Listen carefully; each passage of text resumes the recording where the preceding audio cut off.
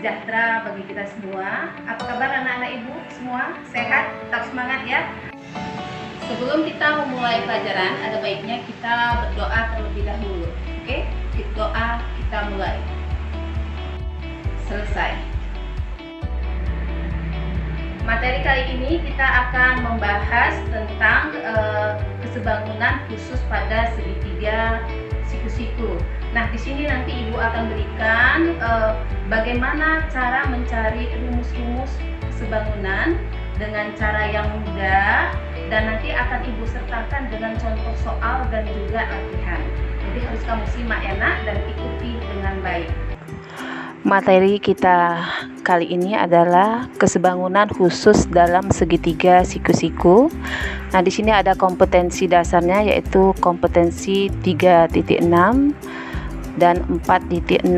Nah, dalam materi ini kita harus mengingat kembali pelajaran kita yang telah lalu, yaitu syarat dua bangun yang sebangun. Apa saja syaratnya? Ya, yang pertama, sudut-sudut yang bersesuaian sama besar, dan yang kedua, sisi-sisi yang bersesuaian sebanding. Oke, kita akan lanjut cara penurunan rumusnya. Nah, di sini Ibu tidak akan membuktikan bahwa segitiga-segitiga ini sebangun. Pembahasan kita kali ini kita fokuskan untuk menurunkan rumus mencari panjang garis tinggi dan panjang sisi-sisi tegak atau sisi yang lainnya. Oke, bagaimana caranya? Nah, kita perhatikan gambar berikut ini. Perhatikan gambar segitiga ABC.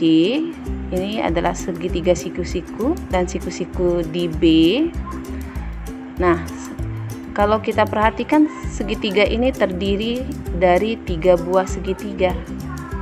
Oke, yang pertama adalah segitiga ABC itu sendiri. Kemudian kalau kita bagi segitiga ini menurut garis tinggi BD, maka segitiga ini akan menjadi 2 bagian. Nah, yang pertama adalah segitiga ADB. Nah, itu juga segitiga siku-siku, dan siku-sikunya di D. Dan yang satu lagi adalah segitiga BDC, juga siku-siku, dan siku-sikunya di D. Lalu bagaimana cara menurunkan rumusnya? Oke, kita ikuti yang selanjutnya. Segitiga ABC tadi kemudian kita gunting menurut garis tinggi BD. Lalu kita susunlah segitiga ABD dengan posisi yang sama dengan segitiga DBC.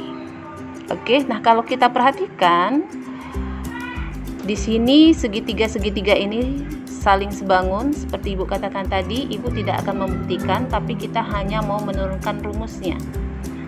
Ingat ya, sifat-sifat segitiga yang sebangun salah satunya adalah sisi-sisi yang bersesuaian mempunyai perbandingan yang senilai. Mana yang bersesuaian? Nah, sini AD itu bersesuaian dengan BD. Ya, maka kita buatlah perbandingannya. AD per BD sama dengan DB per DC sama dengan AB per BC. Ingat, cara membandingkannya itu haruslah searah. Artinya kalau dari kecil ke besar, untuk perbandingan selanjutnya harus tetap seperti itu.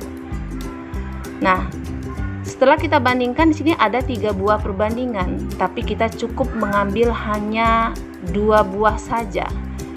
Kita lihat yang ada sisi yang sama. Kita ambil di sini, yaitu AD per BD sama dengan DB per DC. Nah, perlu kalian ingat BD dengan DB itu sama ya, walaupun cara penulisannya itu hurufnya berbalik, tapi itu sama. BD dan DB itu maksudnya sisi yang sama. Nah, kemudian kita kalikan silang. Berarti BD dikali DB yang Ibu katakan tadi sama, berarti kita rubah saja langsung. BD kuadrat sama dengan AD kali DC. Maka BD sama dengan akar AD kali DC. Oke. Nah, bagaimana cara mencari panjang AB? Nah, di sini yang kita bandingkan adalah kita ambil segitiga yang semula, yaitu segitiga ABC yang masih utuh. Kemudian kita bandingkan dengan segitiga ADB. Nah, perhatikan slide yang Ibu kirimkan. Nah, kalau kita perhatikan di sini sisi yang sebanding. Kita mau membandingkan dari segitiga yang di atas dengan yang di bawah, ya. Berarti AB banding AD, yaitu sama-sama sisi tegak yang tingginya, ya. Kemudian AC per AB, yaitu sama-sama sisi miring. Kemudian BC per DB, yaitu sama-sama sisi alasnya. Oke, kita telah temukan 3 buah perbandingan, tapi cukup kita ambil saja 2 perbandingan yang mempunyai sisi yang sama, yaitu sama-sama memiliki sisi AB. Oke, nah sekarang kita sudah buat perbandingannya. AB kali AB sama dengan AD kali AC. Seperti biasa ya, dikalikan silang saja. Kemudian AB kuadrat sama dengan AD kali AC. Maka AB sama dengan akar dari AD kali AC. Oke, selanjutnya kita akan menentukan panjang BC.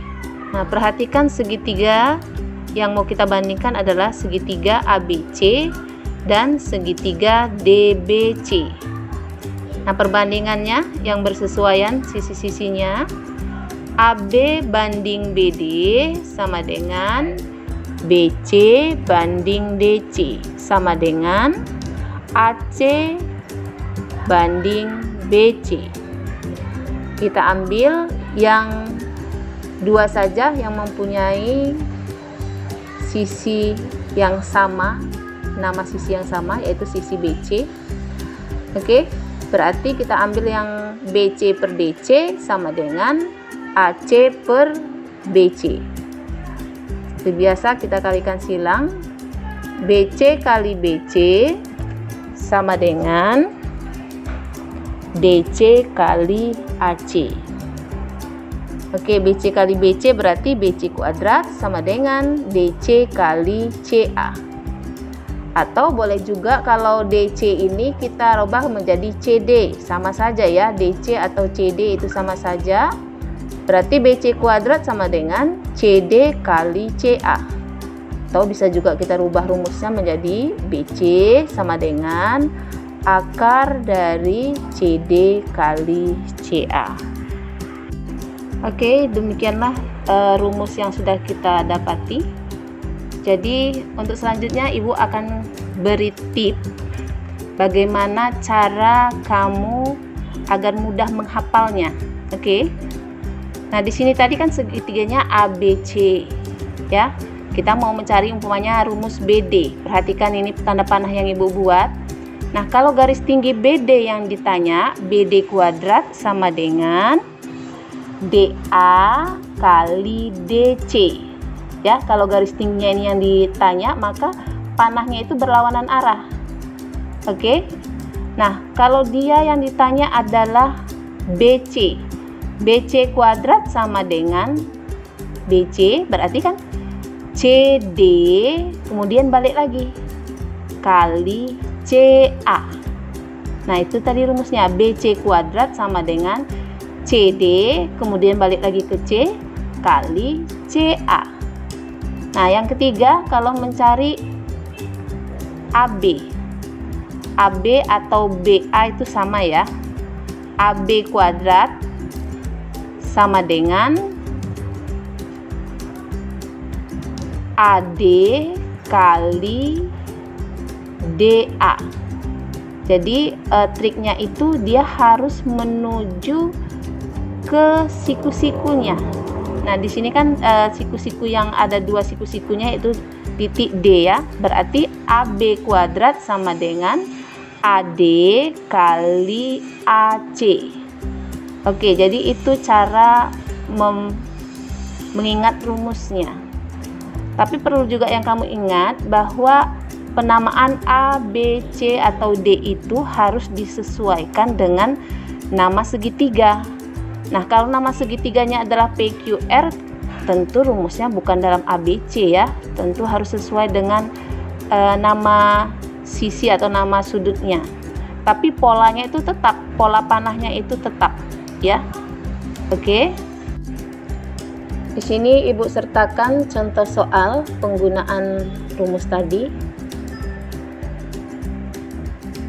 Diketahui segitiga KLM, siku-siku di K, kemudian panjang NL 9 cm, panjang MN 16 cm. Maka pertanyaannya adalah tentukan panjang NK, KL, dan MK. Oke, kita cari dulu panjang NK ya.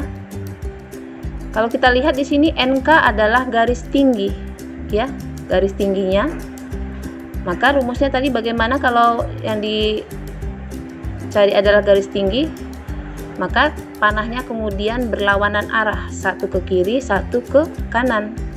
Berarti NK kuadrat sama dengan NL kali NM.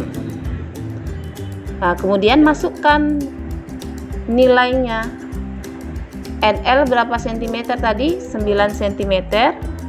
Kemudian NM-nya 16 cm.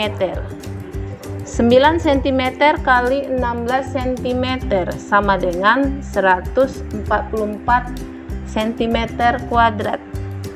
Maka NK sama dengan akar 144 cm kuadrat.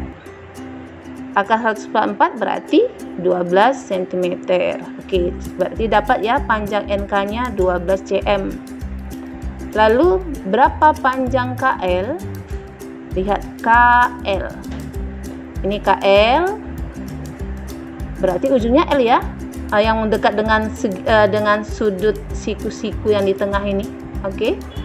Berarti KL kuadrat sama dengan LN, kemudian balik lagi kali LM. Itu rumusnya. Berapa panjang LN? 9 dan LM-nya adalah 25. 9 kali 25 berarti 225 cm kuadrat. Maka KL sama dengan akar dari 225 cm kuadrat dan dapatlah KL-nya adalah 15 cm. Oke, selanjutnya untuk mencari KM. Ingat KM. Panahnya kalau ke KM berarti ujungnya M ya. Kita mau menuju ke siku-siku yang di tengah ini. Berarti MN dikali ML. Oke. KM kuadrat sama dengan MN kali ML. Baru tinggal masukkan nilainya. 16 cm kali 12 cm sama dengan 400 cm kuadrat. Maka KM-nya sama dengan akar dari 400, yaitu 20 cm. Oke, mudah ya, bisa dipahami ya. Nah, di sini Ibu berikan latihan soal. Ada 2 soal saja. Nah, kamu coba kerjakan ya, Nak. Nah, kalau kurang jelas bisa kamu tanyakan di WA group. Oke? Demikianlah pembelajaran kita hari ini. Kamu simak video tadi dengan baik dan kerjakan latihan yang ibu berikan. Nanti kirim ke GCR, dan jangan lupa kalau ada pertanyaan kamu tanyakan dengan ibu di WA group, dan kita